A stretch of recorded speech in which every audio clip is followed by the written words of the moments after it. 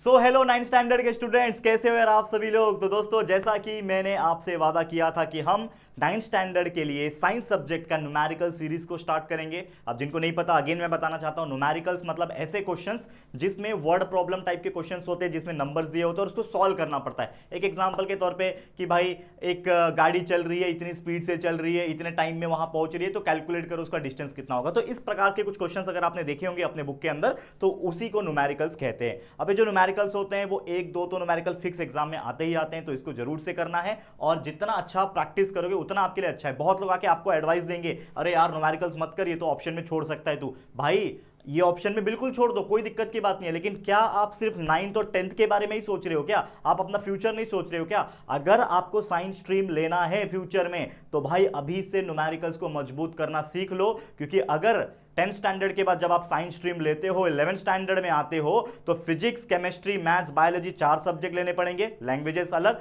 लेकिन इसमें फिजिक्स जो होता है ना, उसमें 50 to 60% से ज्यादा न्यूमेरिकल्स ही होता है। केमिस्ट्री जो होता है ना, इसमें लगभग 20 to 30% न्यूमेरिकल्स ही होता है। और अगर आपको हैबिट रहेगी न्यूमेरिकल्स को पढ़ के सॉल्व करने की, और आपको पता होगा कि कैसे सॉल्व किया जाता है, कैसे टैकल किया जाता है, तो भाई आपका फ्यूचर सिक्योर हो जाएगा। तो मैं यहां पे सिर्फ पढ़ाने नहीं आता हूं, आपको पता ही होगा मेरे बारे में, पिछले 5 साल से मेहनत कर रहा हूं। मैं यहां पे आता हूं हर बच्चे का भविष्य सुनहरा करने के लिए, ताकि मैं अपने एंड से जो भी मुझे नॉलेज मिला है, जो भी मेरे पास एक्सपीरियंस है, वो सारा चीज मैं डाल दूंगा और आपको फ्री ऑफ कॉस्ट यहां पे मैं देने की, इस यूट्यूब चैनल पे देने की कोशिश कर रहा हूं। तो ये जो न्यूमेरिकल सीरीज आज से शुरू होने जा रहा है, इसको जरूर से प्यार देना, सपोर्ट करना, अभी से वीडियो को लाइक करना, शेयर कर देना अपने सभी 9th स्टैंडर्ड के दोस्तों के साथ, और उनको बोलना जरूर से सीख के ले ले, बहुत वैल्यूएबल चीजें मिलने वाली है।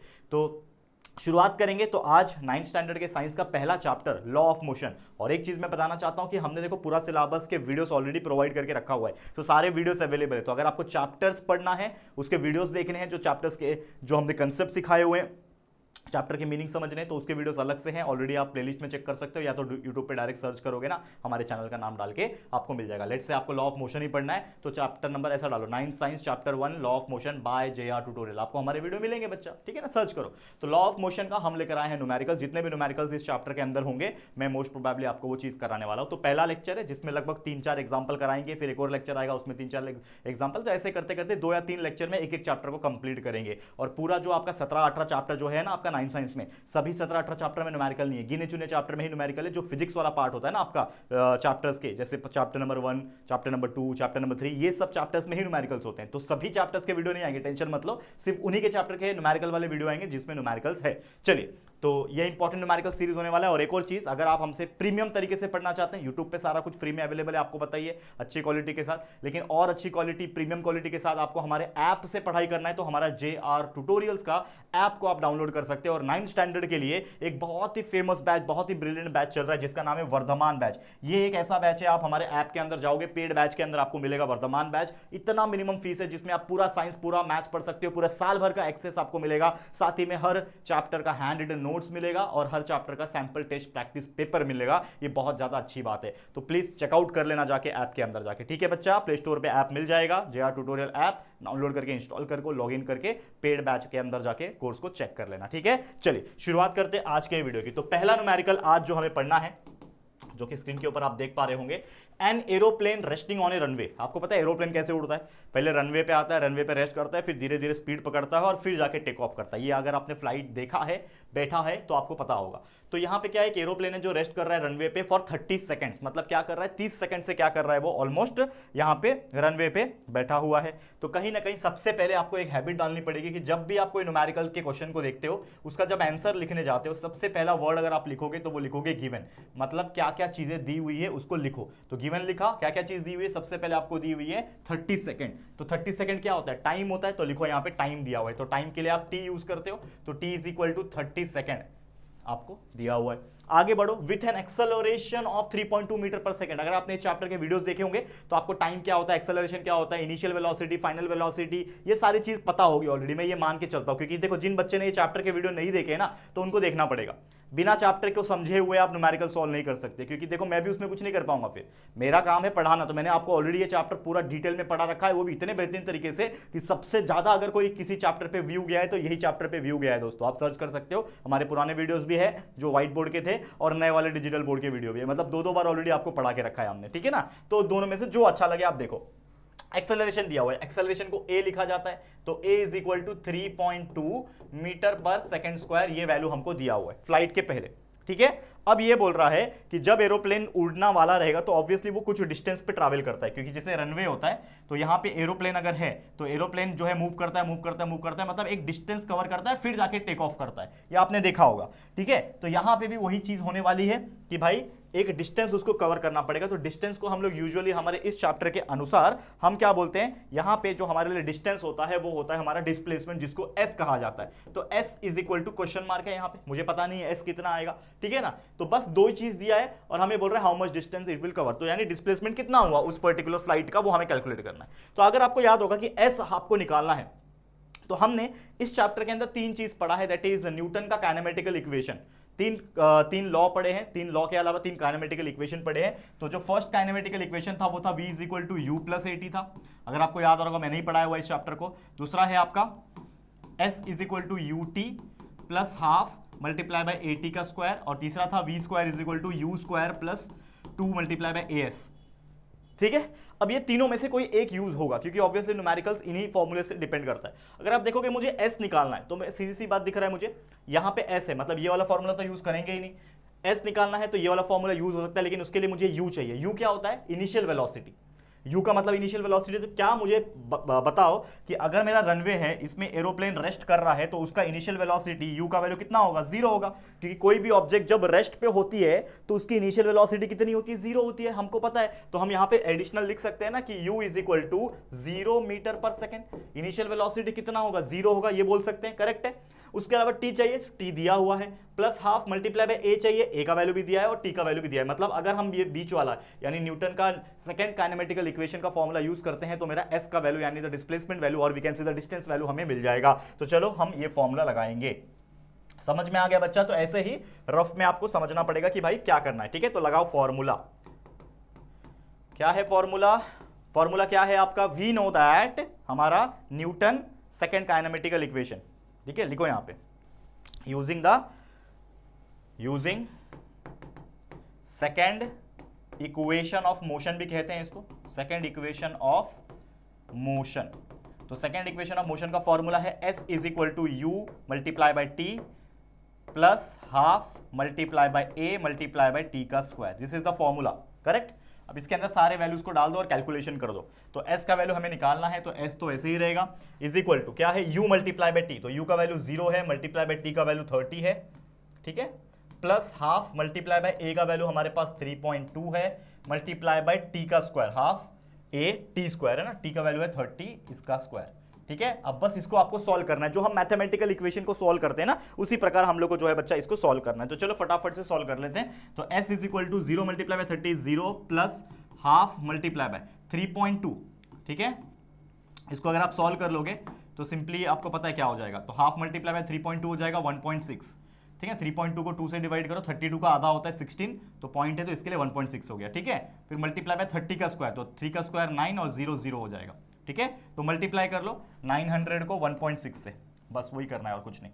तो 1.6 को मल्टीप्लाई करेंगे, 6 0 0 6 0 0 6 9 54 0 1 0 0 1 0 0 1 1 9 9 0 0 4 9 4 14। ठीक है, और एक नंबर के बाद पॉइंट है, तो 1440 आंसर आ जाएगा आपका। ठीक है, तो फाइनली आपका मल्टीप्लिकेशन करने के बाद हमें s का वैल्यू, देयरफॉर s का वैल्यू जो मिल गया 1440। और s क्या है आपका, डिस्प्लेसमेंट है। यूजुअली यहाँ पे हमारा डिस्टेंस है, लेकिन एक्चुअल में डिस्प्लेसमेंट है या फिर डिस्टेंस जो भी है, लेकिन दूरी हमें पता चल गई कि उस फ्लाइट को एक 1440, लेकिन क्या कोई भी डिस्टेंस या फिर डिस्प्लेसमेंट किस में मेजर किया जाता है, मीटर में मेजर किया जाता है। तो इसका आगे लिख दो m, यूनिट उसका लिख दो, बहुत जरूरी है। तो आपका s का वैल्यू आ गया। तो इन शॉर्ट हम लोग क्या लिखेंगे कि जो फ्लाइट है वो रनवे पे था 30 सेकंड के लिए, लेकिन जब उड़ा और वो गया, किसके पास गया, मतलब 30 सेकंड के लिए उसने उड़ान भरी, लेकिन वो उड़ान कितने डिस्टेंस तक भरी, 1440 मीटर, लगभग 1.4 किलोमीटर इसका आंसर आ गया। ठीक है, समझ में आ गया? तो बहुत इजी क्वेश्चन था और उम्मीद कर रहा हूं आप लोग ऐसे क्वेश्चंस को आराम से सॉल्व कर सकते हो। ठीक है, चलिए हो गया पहला न्यूमेरिकल। देख सकते हो लेवल, देखो न्यूमेरिकल का इजी होता है, बस बच्चे घबराते हैं क्योंकि उनको बोला जाता है, बहुत सारे टीचर्स भी होते हैं, बहुत सारे फ्रेंड्स भी होते हैं आप लोग के, कहीं ना कहीं ट्यूशन या फिर कहीं ना कहीं से सुन के आते हैं, और उनको यही बोला जाता है न्यूमेरिकल छोड़ दो भाई, न्यूमेरिकल अभी छोड़ दो, कोई दिक्कत की बात नहीं, मुझे भी कोई दिक्कत नहीं है, लेकिन दिक्कत आपको तब होगा जब आप 10th क्रॉस करोगे।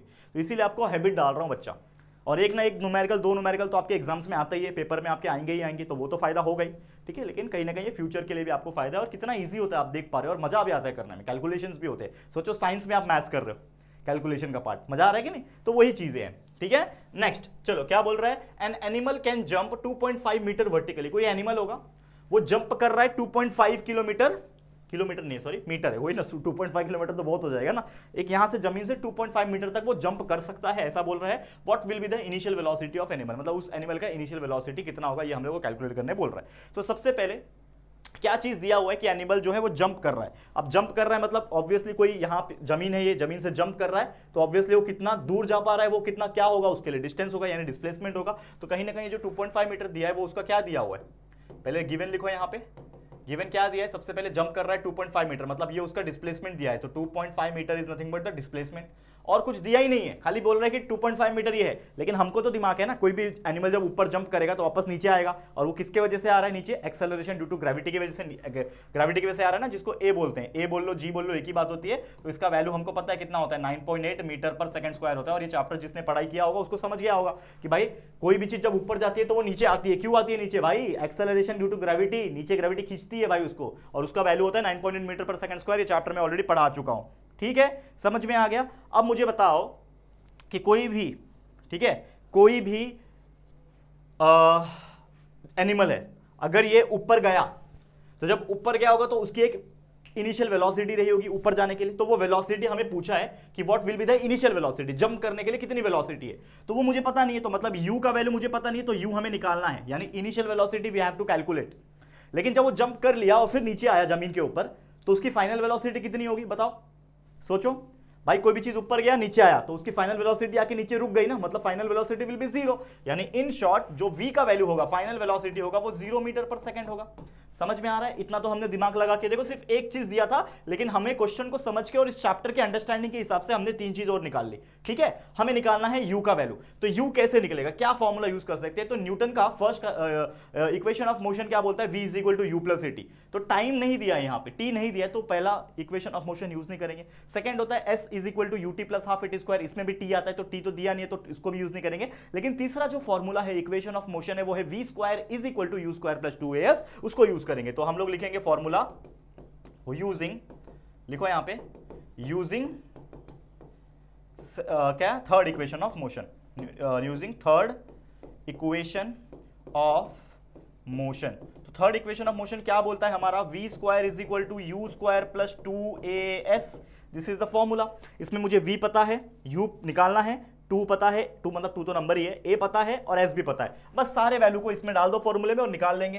तो v का वैल्यू कितना है बच्चा, v का वैल्यू 0 है, यानी 0 का square is equal to v square, यानी 0 का square is equal to u तो मुझे पता नहीं है, तो u square plus 2 multiply by a का वैल्यू मुझे पता है जो कि है 9.8 मल्टीप्लाई बाय s का वैल्यू है 2.5, ठीक है। सॉल्व करते जाओ, देखो ये u है, 4 मत समझ लेना, ये u है, हाँ ठीक है, तो ये 0 ही रहेगा, u स्क्वायर वैसे का वैसे ही, प्लस इन तीनों को मल्टीप्लाई करो, 2 मल्टीप्लाई बाय 9.8 कितना होता है, पहली बात तो 9.8 मल्टीप्लाई बाय 2 करोगे, 2 8 जा 16, 1 कैरी, 2 9 जा 18 प्लस 1 19, 19.6 आया, और इस 19.6 को 2.5 से मल्टीप्लाई करो, 5 6 जा 30, 3 कैरी, 5 9 जा 45, 48, 4 कैरी, 5 प्लस 4 9 0, 2 6 जा 12, 1 कैरी, 2 9 जा 18 प्लस 1 19, 1 कैरी, 2 1 जा 2 3, 0 0 9 9 18 प्लस 1 19, 1 कैरी, 4 9 0 0, 2 नंबर के बाद पॉइंट डाल दिया, 49 आंसर आएगा। मतलब इसको तीनों को, ये तीनों को आपस में आपने मल्टीप्लाई किया तो 49 आया, करेक्ट है। यहां तक कोई दिक्कत है, देखो खुद देखो यहाँ पे कैलकुलेशन हमने कैसे किया है, ठीक है, क्लियर है, समझ में आया। तो कितना आया, u स्क्वायर, ठीक है, u स्क्वायर, ठीक है। हाँ एक और चीज जो मैंने नहीं बताई यहां पे, क्या, एक्सेलरेशन ड्यू टू ग्रेविटी में हमेशा एक चीज याद रखना, कोई भी चीज जब ऊपर जाती है तो हम लोग ग्रेविटेशन लेते हैं, लेकिन ऑब्वियसली जब वो नीचे आ रही है तो ग्रेविटी इसको खींच रही है ना, तो ग्रेविटी की वैल्यू हमेशा निगेटिव लेना होता है, ये मैंने आपको बताया नहीं, भूल गया था सॉरी। तो एक्सेलरेशन ड्यू टू ग्रेविटी का वैल्यू आप लोगे नीचे की तरफ खींचता है ना कोई भी चीज, तो ग्रेविटी नीचे खींच रही है तो डाउनवर्ड डायरेक्शन के हिसाब से आपका माइनस आएगा। तो जहां 9.8 आपने लिखा है ना, वहां माइनस लिख देना, माइनस 9.8, ठीक है। तो जब माइनस के साथ मल्टीप्लाई हो जाएगा तो ये जो वैल्यू आएगा ये आपका माइनस आएगा, सेम आएगा, नंबर तो वही आएगा 49 ही आएगा, लेकिन -49, क्योंकि ये प्लस और ये माइनस मिला के -49 हो जाएंगे। समझ में आया, इसको ये कैलकुलेशन को भी रहने देता हूं मैं ताकि आपको पता चलेगा, इसको साइड में रखता हूं मैं, ठीक है। ताकि आपको पता चलेगा कि हमने मल्टीप्लाई कैसे किया। ये रफ वर्क है। अब u square minus 49 zero is equal to, तो अब ये माइनस 49 को इक्वल के उस साइड भेजूंगा तो प्लस 49 हो गया, इधर बच गया u स्क्वायर। आपको पता है taking square root both side, लिखो यहाँ पे taking square root both side, तो हमारा वैल्यू आ जाएगा u is equal to under root of 49, therefore u is equal to 7। और u क्या होता है? इनिशियल वेलोसिटी, इसका यूनिट आ जाएगा मीटर पर second. This is the final answer. तो जो क्वेश्चन पूछा था कि what will be the initial velocity of that animal, तो दैट एनिमल का इनिशियल वेलोसिटी कितना हो जाएगा? 7 मीटर पर सेकेंड। यानी कि पहले जब उसने जंप लिया तो उसकी इनिशियल वेलोसिटी थी 7 मीटर पर सेकेंड, लेकिन जंप करने के बाद जब ग्रेविटी ने उसको नीचे खींच लिया, नीचे आ गया, तो उसकी वेलोसिटी 0 होगी। तो इस तरीके से ये क्वेश्चन को हमने आराम से सॉल्व करके दिखा दिया। और आप देख सकते हो यार, बहुत ही दिलचस्प और ईजी क्वेश्चन था। ठीक है, काफी ईजी क्वेश्चन था। ठीक है, समझ में आया? तो ये दूसरा क्वेश्चन था। आप देखो, बताओ यार कितना इजी लग रहा है आपको? ठीक है, मजा आएगा, ऐसे ही करना है बस, और कुछ नहीं। ठीक है, तीसरा क्वेश्चन ले लेते हैं, आज का आखिरी question. A bike starts from rest. एक बाइक है, पहले एक बाइक खड़ी हुई है, उसके ऊपर आपने बैठा, तो रेस्ट पे है। तो बाइक जब रेस्ट से स्टार्ट हो रही है तो हम लोग को पता है इनिशियल वेलोसिटी कितनी होगी? ऑब्वियसली 0 होगी। तो लिखो जो जो पता है। तो इनिशियल वेलोसिटी 0 होगी, 0 मीटर पर सेकंड, क्योंकि बाइक अभी रेस्ट पे ही है, अभी तक चालू नहीं हुई। लेकिन चालू होने के बाद जब वो मूव होने लगी तो उसका यूनिफॉर्म एक्सेलरेशन जो है बोल रहा है कि भाई वो गाड़ी जब चल रही है तो उसकी एक्सेलरेशन यूनिफॉर्म है, मतलब यूनिफॉर्म एक्सेलरेशन यहाँ पे दे दिया। If it's attain the velocity of 15 metre पर सेकंड, यानी वेलोसिटी दी हुई है 15 मीटर पर सेकंड, यानी कि जो वेलोसिटी है वो 15 मीटर पर सेकंड के हिसाब से चल रही है। और ये जो है कितना टाइम ले रहा है उस वेलोसिटी को गेन करने में? 5 सेकंड ले रहा है, यानी टाइम दिया हुआ है 5 सेकंड। ठीक है, 5 सेकंड का टाइम दिया है। हमें बोल रहा है calculate the acceleration and the distance travel in that time. मतलब दो चीज पूछा है, एक तो एक्सेलरेशन निकाल के दिखाओ, और दूसरा पूछा है कि डिस्टेंस कितना ट्रैवल किया, यानी s का value s is equal to question mark, distance यानी डिस्प्लेसमेंट कितना ट्रैवल किया उस टाइम के अंदर। तो ये दो चीज हमें क्वेश्चन पूछा है, एक एक करके सॉल्व करेंगे। तो सबसे पहले हमें निकालना है एक्सेलरेशन। तो एक्सेलरेशन का फॉर्मूला क्या होता है? Acceleration is nothing but final velocity minus initial velocity upon time. तो लिखो यहाँ पे वी नो दैट, पहला लिखो we know acceleration is equal to final velocity minus initial velocity upon time. This is the formula for acceleration. For calculating the acceleration, this is the formula we already हमने पढ़ा हुआ है acceleration के topic पे। ठीक है, तो final velocity दी हुई है 15 बराबर, माइनस इनिशियल वेलोसिटी 0 है, टाइम दी हुआ है कितना? टाइम 5 सेकंड दिया हुआ है। ठीक है, तो कितना हो जाएगा? 15 माइनस 0 इज 15 अपॉन 5। तो देयरफॉर आपका ए का वैल्यू यहाँ से मिल जाएगा। ठीक है ना, a इज इक्वल टू 15.5 कितना होता है? 3 होता है, तो 3 मीटर पर सेकेंड स्क्वायर। ये एक चीज़ हमने निकाल दिया। तो फर्स्ट चीज़ हमने निकाल दिया कि भाई इस पर्टिकुलर बाइक का जो एक्सेलरेशन रहेगा वो कितना रहेगा? 3 मीटर पर सेकेंड स्क्वायर रहेगा। ठीक है, यहाँ तक क्लियर है और मुझे नहीं लगता कोई डाउट रहा होगा, क्योंकि ये बहुत ईजी था, यहाँ तक तो बहुत ईजी था। आगे क्या बोल रहा है? हमें निकालना है s, यानी डिस्प्लेसमेंट का वैल्यू, जो कि डिस्टेंस हम लोग ने बोला है इस चीज़ में, तो हम लोग को डिस्टेंस निकालना है। अब मुझे s निकालना है, तो s के लिए फॉर्मूला वही है, s is equal to ut plus half a square. तो जिसमें u पता होना चाहिए, t पता होना चाहिए। t दिया है क्या? दिया है, तो हम ले सकते हैं। a भी पता है अभी तो हम लिखेंगे by using second equation of motion. तो सेकेंड इक्वेशन ऑफ मोशन क्या कहता है कि s is equal to u multiply by t plus half multiply by a multiply by t का स्क्वायर, जिसमें s का वैल्यू मुझे पता है, नहीं पता है, s तो निकालना है ना। तो s वैसे का वैसे, u का वैल्यू 0 है, पता है हम लोग को, मल्टीप्लाई बाय टाइम का वैल्यू पता है हम लोग को 5 सेकंड है, plus half multiply bye acceleration का वैल्यू अभी मैंने निकाला, देखो अभी एक्सेलरेशन का वैल्यू निकाला, वही उठा के यहाँ पे डाल दो 3 मल्टीप्लाई बाय टी का स्क्वायर, और टी कितना है? 5 सेकंड है, यानी 5 का स्क्वायर। अब बस डालना है और कैलकुलेट करना है। तो s is equal to 0 multiply by 5 0 plus half multiply by 3 multiply by 5 का स्क्वायर होता है 25। ऊपर वाले सारे वैल्यू मल्टीप्लाई हो जाएंगे, तो ये 0 प्लस एनीथिंग इज वही रहेगा, तो ये 0 हट गया। ऊपर है 3 मल्टीप्लाई बाय 25 यानी 75, नीचे आपका 2 है, 75 डिवाइड बाय 2 कर दो तो आपका आंसर आ जाएगा 2 3 जा 6, 1 बचा बराबर 15 हो गया, 2 7 जा 14.5। तो आपका आंसर आ जाएगा s इज इक्वल टू 37.5, और इसका यूजुअली यूनिट मीटर में आता है। यानी कि जो क्वेश्चन हमें पूछा था कि जो बाइक है जो कितना सेकंड मतलब कितना टाइम ये ले रहा है, डिस्टेंस ले रहा है, कितना डिस्प्लेसमेंट ले रहा है, 37.5 मीटर का डिस्प्लेसमेंट वो कवर कर रहा है। समझ में आया? तो ये थे हमारे बेहतरीन से 3 क्वेश्चन जो कि हमने आपको सॉल्व कराए। इनमें से क्वेश्चंस आने के चांसेस बहुत ज़्यादा है आपके एग्जाम में, लेकिन हमें यहाँ पे रुकना नहीं है। अभी तो सिर्फ ये पहला लेक्चर था इस चैप्टर का, वैसे एक और लेक्चर आएगा जिसमें और भी 2-3 न्यूमेरिकल्स में कराने वाला हूँ, बहुत इंपॉर्टेंट है, तो उसके लिए बने रहना। फिलहाल आज के लिए इतना ही। Thank you so much for watching और उम्मीद करता हूं आपको हमारा आज का वीडियो देख के काफ़ी ज़्यादा मजा आया होगा। तो अगर हमारे वीडियोस आपको पसंद आ रहे हैं, हमारी मेहनत पसंद आ रही है, ऑलरेडी देखो सब कुछ पढ़ा रखा है, सिलेबस के वीडियोस ऑलरेडी प्रेजेंट है, तो जो चैप्टर्स की अंडरस्टैंडिंग करनी है उसके वीडियोस देखने वो तो देखते ही रहो और आगे बढ़ते रहो, लेकिन साथ साथ न्यूमेरिकल्स हो गया और कई सारे रिवीजन वीडियोस भी प्रेजेंट है, कई सारे और ग्रामर एंड बाकी चीज़ों के वीडियोस भी प्रेजेंट है। तो सभी वीडियोस को जरूर से देखना, स्टार्टिंग में ही वीडियो को लाइक करना ताकि हमें भी एनर्जी मिले और अपने सभी दोस्तों के साथ शेयर भी करना, ठीक है। तो वीडियो जरूर से अपने सभी दोस्तों को शेयर करें और पहली बार चैनल पे आए तो चैनल को सब्सक्राइब करके बेल आइकन को प्रेस कर देना, ठीक है दोस्तों। चलो फिर जल्दी मिलेंगे एक और नई वीडियो में, तब तक के लिए thank you and good bye.